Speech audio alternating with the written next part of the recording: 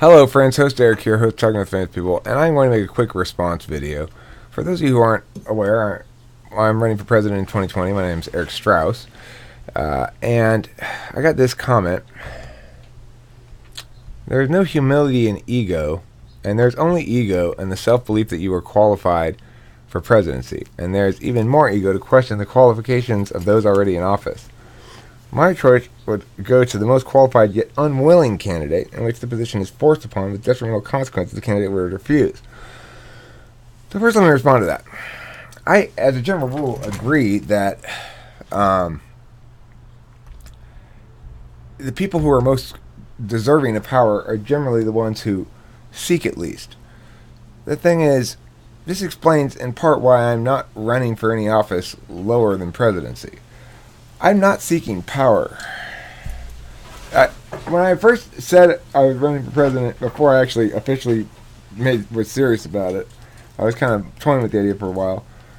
My position was always, I don't want to do this, but I feel obligated to do it because I feel myself uniquely well qualified and a patriot of sorts. So that's... I get that notion that people who seek power are usually undeserving of it.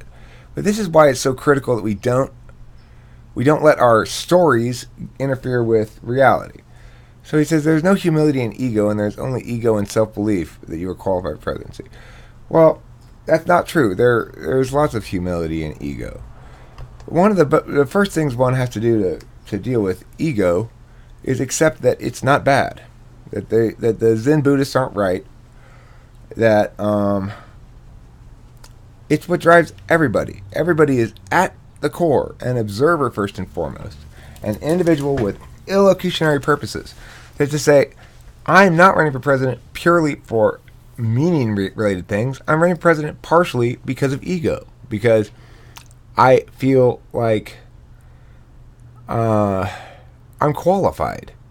That doesn't mean I'm egotistical. There's a difference between being egotistical and unwarrantedly cocky and understanding oneself as an ego. There's this huge lies been perpetrated by Eastern religion that I don't even think is what Eastern religion meant by it really, but how the West has interpreted it, that an active sense of self, an ego that views one's own abilities as objectively as possible, even when that's positive, and when one views one's own motivations as fairly and honestly as possible. That's the key thing. Understanding that you are an ego is step one.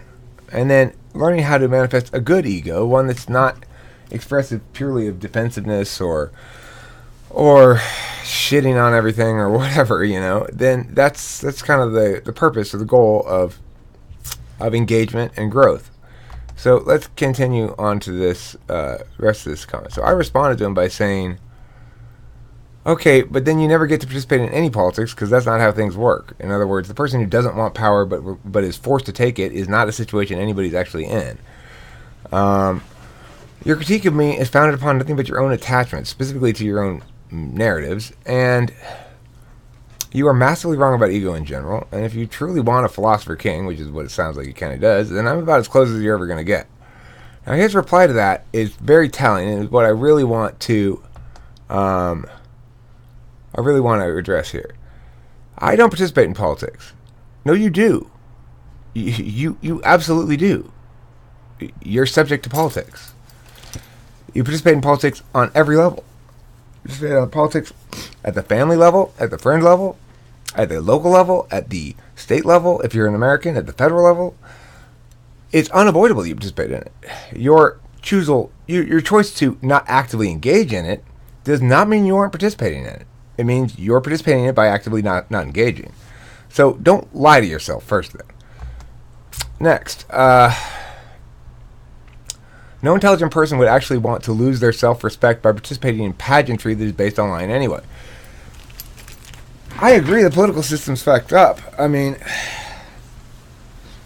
that's the problem. It is currently based on pageantry and lying. But instead of being a coward and running away from this reality, I plan to challenge it. when I say you're wrong about ego in general, you say, yeah, I'm wrong about ego in general, question mark? If that generalization isn't egotistical, then you must have the ability to change the definitions in dictionaries. I mean, I'm saying you're wrong about ego in general because you and me and everybody is first and foremost an individual with individual drives, individual motivations. No matter how noble the motivations we tell somebody else, there are less noble motivations as well, linked to the self. And that's okay. That's part of being human. It doesn't make you a bad person. My generalization isn't egotistical. It's a critique of your wrongness. Now, you might say that my insisting that you're wrong and I'm right is an example of egotism. That's certainly possible. But there's in no way, shape, or form is my critique of your claim egotistical. It's a critique of a claim. You made a statement and I'm responding to it. There's no way you can possibly accuse me of egotism there.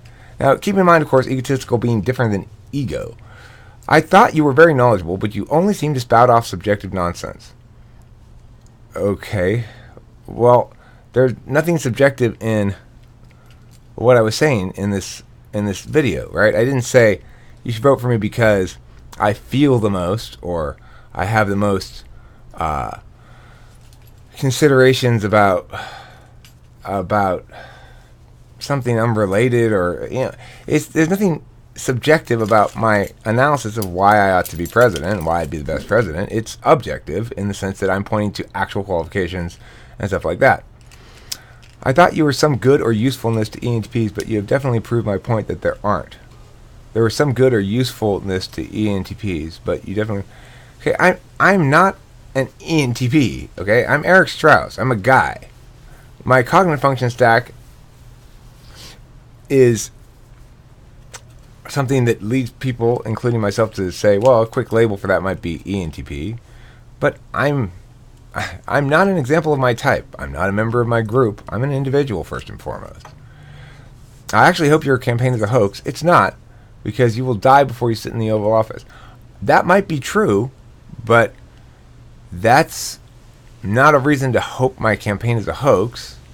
And your prediction notwithstanding, I mean, these comments here, these are about your ego, not mine. So, there you have it. I am the most qualified that I've encountered. If I encounter someone who's more qualified, I'll concede that I'm not. And I've articulated the reasons why I believe I'm the most qualified. A deep understanding of policy, a deep understanding of argumentation, upon which all politics is based, ultimately, although not necessarily in forms of argumentation that are considered that inherently.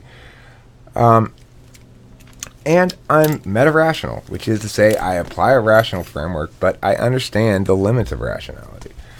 That doesn't mean that I'm irrational or arbitrary. It means that I'm considered and want to find ways to accomplish positive things without dishonesty or accompanying harms.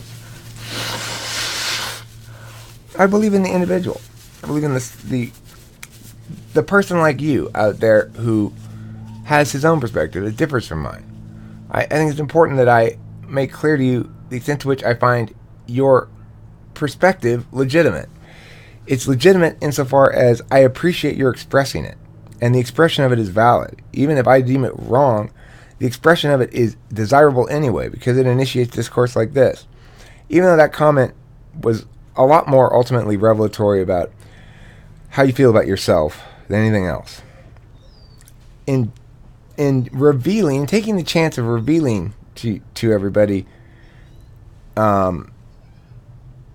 some areas where growth still needs to happen, it's a good thing. It's a discursive bonus. It engages me and means I get to make this video in response.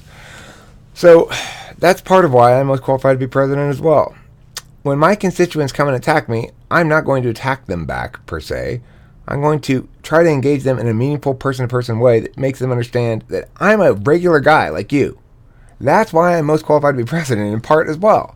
I'm not some billionaire. I'm not some governor. I'm not anybody who's famous enough to normally run for president and have any chance of success at all. I'm banking on the fact that I'm real and I'm trying to be honest, and I'm smart enough to be untrappable. Those are the things that enable me to believe I have a legitimate shot. Other people are subject to various attacks.